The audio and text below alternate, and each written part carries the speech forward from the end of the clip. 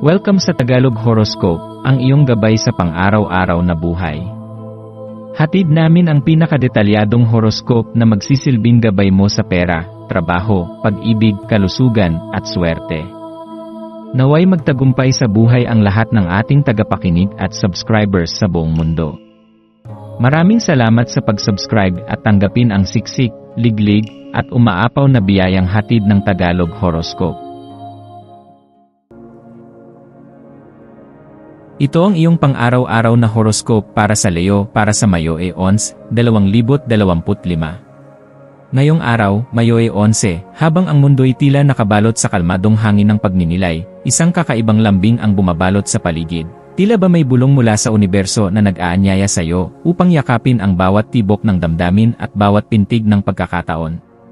Bilang isang Leo, ang iyong likas na tapang, dignidad, at init ay muling sumisiklab, lalo na sa mga sandaling ikaw ay sinusubok.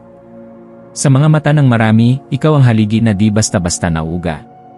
Ngunit sa kabila ng matatag mong anyo, nananatili ang puso mong marunong magmahal, masaktan, at umunawa.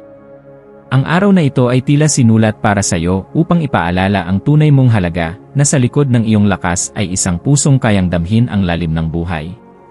Ang araw na ito ay ginugunita ng maraming tao bilang espesyal, hindi lamang dahil sa selebrasyon ng mga ina, kundi dahil ito rin ay isang paanyaya sa mga bagong simula. Ang simula ay hindi palaging isang desisyong sigaw, kundi isang bulong ng pag-asa sa puso. Sa kabila ng mga hirap na iyong naranasan, dala mo ang lakas ng isang mandirigmang lumalaban hindi para lang sa sarili, kundi para sa mga mahal niya. Ang bawat sugat sa nakaraan ay hindi kahinaan kundi ebidensya ng iyong tapang. Sa pagyakap mo sa panibagong yugto ng buhay, hayaan mong ang iyong puso ang magsilbing gabay, isang pusong marunong magpatawad, matutong tumanggap, at muling sumubo. Sa ilalim ng misteryosong liwanag ng araw na ito, mararamdaman mong may kakaibang gumigising sa iyong kalooban, isang pagnanais na maunawaan ang mga bagay na hindi kayang ipaliwanag ng lohika. Maaari kang mapaisip sa mga tanong tungkol sa buhay, sa layunin mo sa mundong ito, o sa mga damdaming hindi mo palubusang nauunawaan. Huwag kang matakot sa pag-usisa.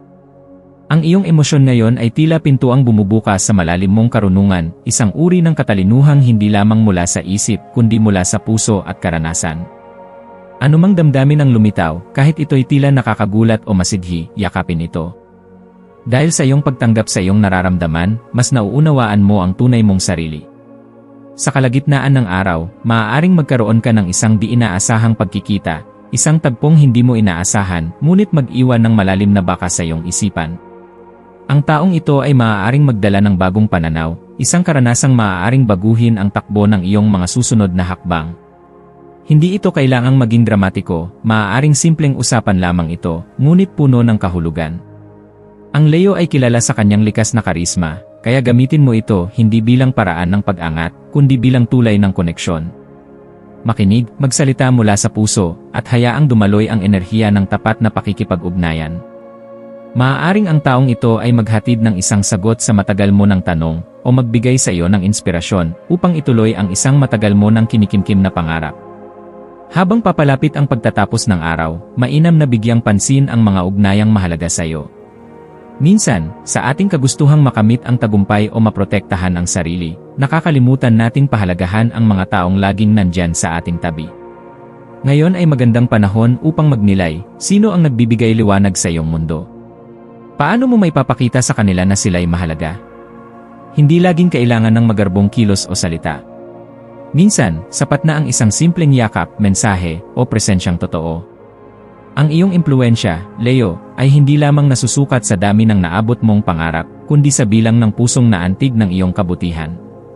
Ngayong araw, may kalayaang sumibol sa paligid mo, kalayaang magsimula muli, kalayaang itapon ang bigat ng kahapon, at kalayaang yakapin ang mga posibilidad ng bukas. Ngunit tandaan, ang tunay na kalayaan ay nag-ugat sa loob.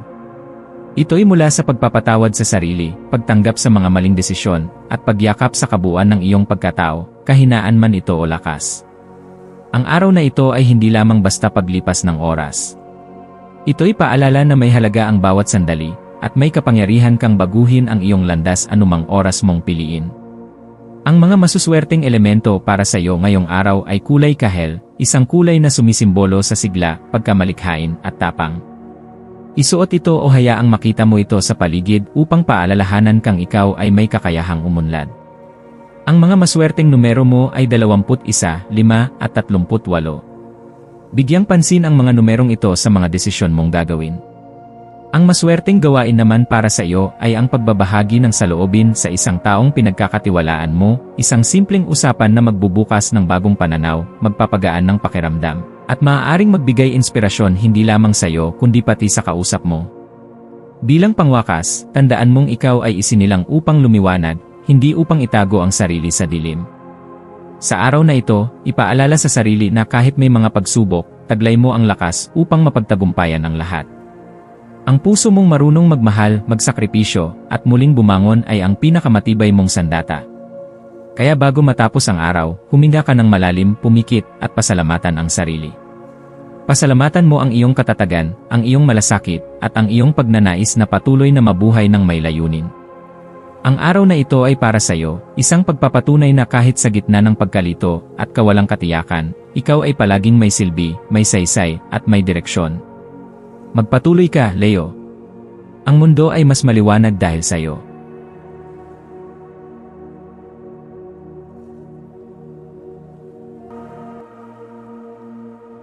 Tayo ay magkaroon ng kaunting sandali upang ipagdasal ang lahat ng mga dalangin ng ating mga subscribers, na sana'y matamo nila ang kanilang mga pinapangarap sa buhay, magandang trabaho, mabuting kalusugan, payapa at masayang pamumuhay, at siksik, liglig at umaapaw na biyaya at kayamanan. Ipinagdarasal namin ng mataimtim ang lahat ng mga komento sa nakaraang video, at hinihiling namin, Panginoon, na pagpalain mo ang ating mga subscribers ng masayang buhay sa mundong ibabaw. Maraming salamat po. Maraming salamat sa panonood ng iyong horoscope ngayon araw. Naway gabayan ka ng mga bituin sa iyong landas. Huwag kalimutang mag-like, share, at subscribe para sa iba pang cosmic na kaalaman. Hanggang sa muli, manatiling konektado sa universo